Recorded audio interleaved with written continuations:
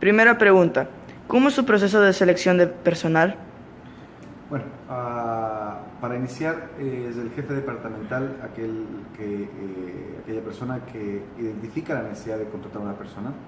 Una vez que se ha identificado la necesidad de contratar a esta persona, se llena el formulario que es provisto por el Departamento de Recursos Humanos, en el cual el jefe departamental pide las características de la persona a ser contratada, la posición a ser contratada, la fecha posible de inicio o la fecha de la necesidad de la contratación.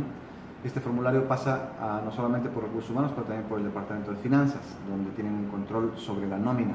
Es decir, si es que la nómina, los números de nómina que se propusieron para el presupuesto obedecen a esta contratación adicional. De ser positivo, pasa nuevamente a Recursos Humanos. De ser negativo, pasa por una autorización del gerente general para una contratación que esté fuera de nómina.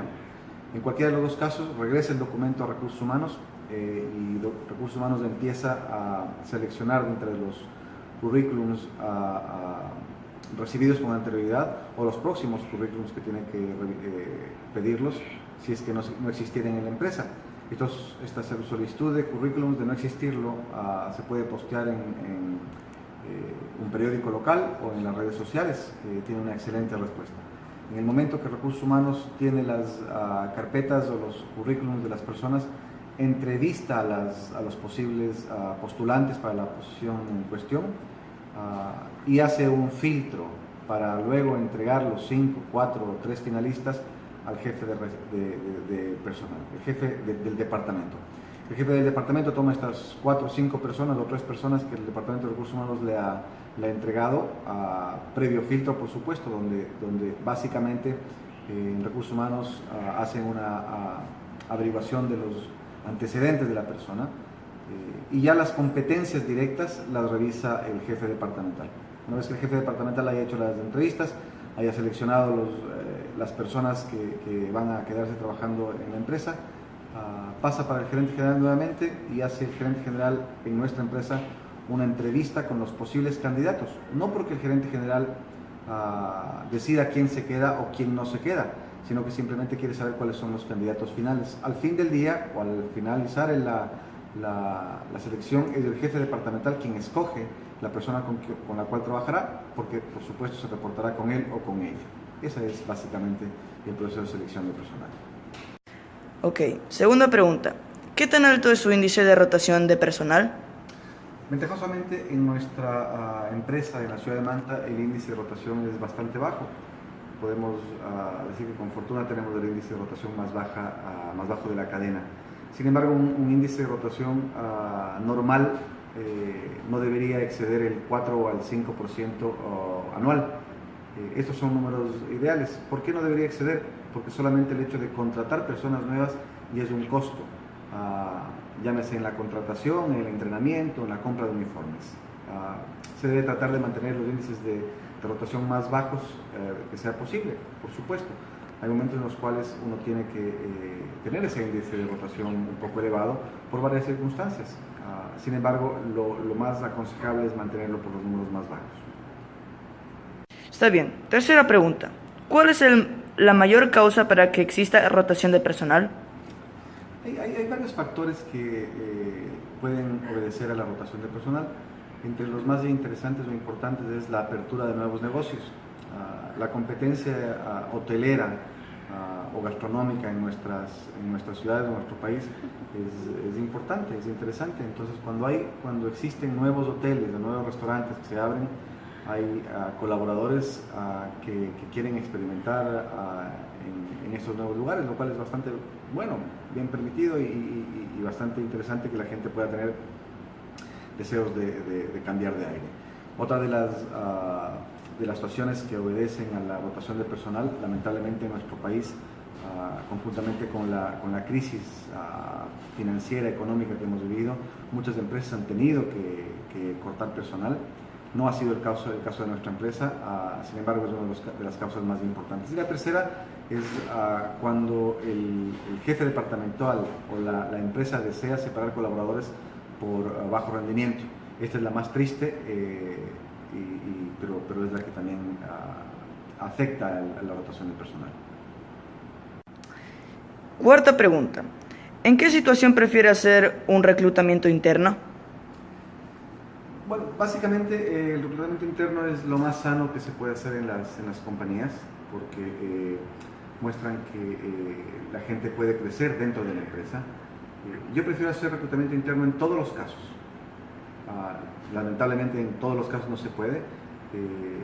Cuando son operadores o trabajadores de línea, es importante que la gente tenga o pueda tener un nuevo aire y cambiar de posiciones. Es decir, si una persona entra a una empresa lavando platos y después se abre una posición, no sé, como botones, esa persona que está lavando platos hoy día podría ser perfectamente un botones.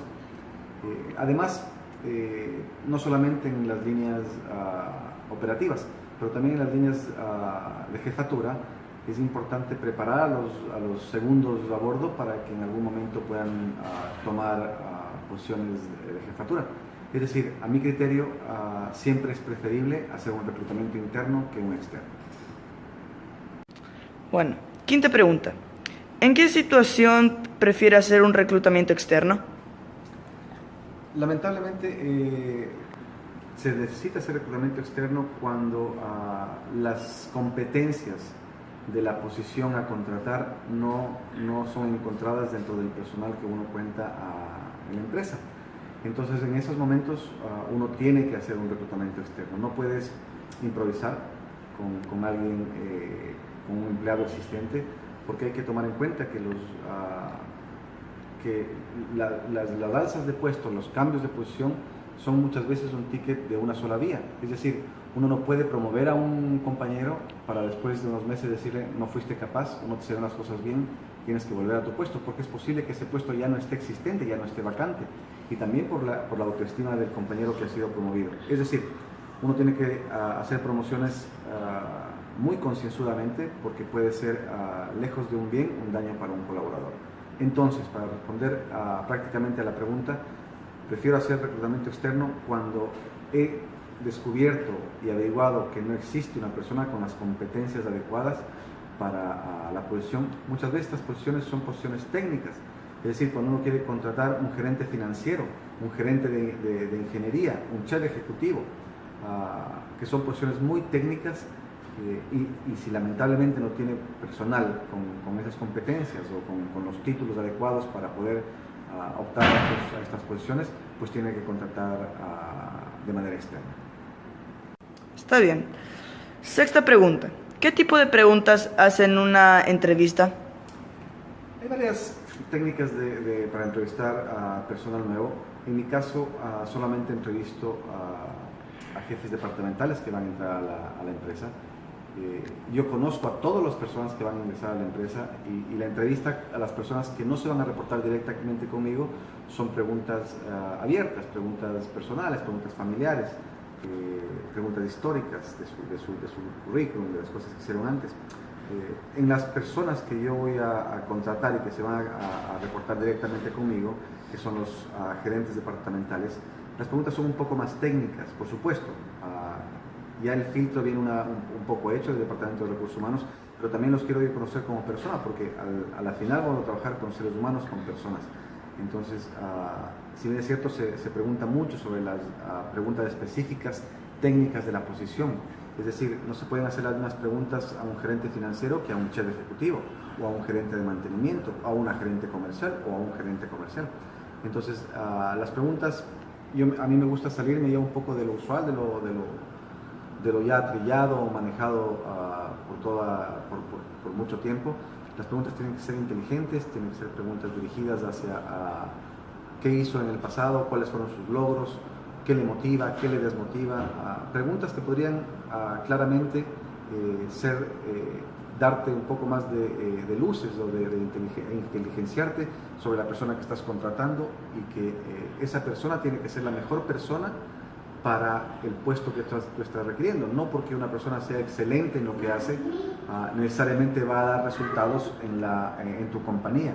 Porque cada compañía es distinta, cada compañía maneja niveles de estrés en ciertos departamentos diferentes.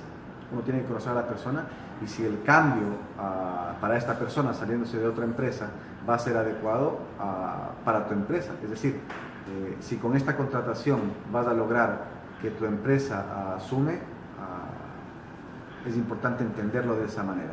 Las preguntas técnicas tienen que ser realizadas porque por más buena persona que sea un postulante, si no tiene los skills necesarios para la posición en cuestión, es posible que no sea la mejor contratación.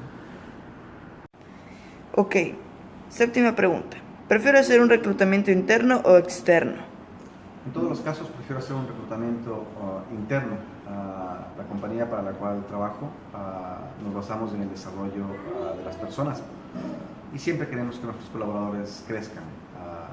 Sin embargo, repito, como respondí una pregunta anterior, cuando no se encuentra la persona adecuada para cubrir un puesto determinado, nos toca hacer un reclutamiento externo. Personalmente prefiero que haya desarrollo dentro de casa y que los colaboradores que tienen ya experiencia, que ya conocen la casa, cómo se maneja y cuál es la ideología, sigan creciendo. Octava pregunta. ¿Qué tipo de técnicas usa al momento de reclutar un personal? Bueno, en la empresa para la cual trabajo, los gerentes generales y los gerentes de recursos humanos hemos sido capacitados en programación neurolingüística, es decir, el lenguaje no verbal. Yo creo que es una de las técnicas más interesantes que puede haber para contratar personal. Te puede dar muchas señales de que si la persona entrevistada te está diciendo la verdad o está exagerando un poco. Yo creo que todos exageramos un poquitito cuando hacemos una entrevista para entrar a una empresa. Sin embargo, sí hay parámetros aceptables dentro de estas exageraciones. Así que yo creo que la programación neurolingüística es, si no la más importante técnica, una de las más importantes. Novena pregunta. ¿Qué expectativas tiene al momento de recibir los postulantes? Bueno, las expectativas siempre son altas porque tiene que cubrir una posición en mi empresa, en el hotel para el cual trabajo. Entonces, espero que vengan personas preparadas, espero que vengan personas que hayan tenido una cierta experiencia, pero no siempre es así. Muchas veces llegan muchachos sin ninguna experiencia y esto en realidad no es malo. No es que es el mejor de los casos, pero tampoco es malo, porque podemos traer muchachos con un talento enorme y sin experiencia. Si es que nosotros no le brindamos esa experiencia, podrán llegar a los 30 años teniendo experiencia cero. Entonces, la expectativa que tengo es que venga gente válida, gente que quiera trabajar con nosotros, gente que le guste la hotelería, que es lo más importante, porque todos entendemos que la hotelería es una de las profesiones más lindas que existen, pero también una de las más sacrificadas que hay. Así que las expectativas son altas, pero uno también tiene que tratar de que las expectativas sean realistas, porque si es que esperamos que llegue Albert Einstein a cada entrevista, pues nos vamos a ver frustrados en cada una de ellas. Así es que tenemos que ser conscientes que los seres humanos somos diferentes y que cada uno tiene el talento diferente. Lo más importante es si es que puede encajar en nuestra compañía y en la posición en la cual es requerida esa persona. Décima pregunta. ¿Cuál es el mejor método para medir la eficiencia? Bueno, hay varios métodos para medir la eficiencia y depende también de cada posición que el colaborador desempeñe. En puestos gerenciales, lo que hacemos en nuestra empresa es tener un balance scorecard, en el cual viene alimentado de varias medidas específicas y que por supuesto son medibles, porque no podemos pretender medir a nuestros colaboradores por sonrisas, por ejemplo. Todo el mundo sonríe, pero ¿en qué momento deja de hacerlo? Entonces tenemos que poner medidas específicas. El balance scorecard creo que es una de las mejores medidas. Luego, para el personal de línea, tenemos también formas de medir la eficacia, la eficiencia. Para poner un ejemplo, las camareras o los camareros de habitaciones, cuántas habitaciones hacen al día y cuál es el estándar de las habitaciones y qué puntaje tienen en cada habitación inspeccionada por la supervisora o por la ama de llaves del jefe. Para los recepcionistas, cuántos check-ins hacen al día, cuál es la eficiencia, cuál es la respuesta, cuál es la calificación de los clientes. Sin embargo, yo creo que un balance scorecard realizado de manera inteligente, con medidas inteligentes, que sean anuales para los jefes departamentales y que sean revisadas los resultados o los avances de estas preguntas cada 3 meses, para que no hayan sorpresas al final del año, es la medida más eficaz para medir la eficiencia de los colaboradores.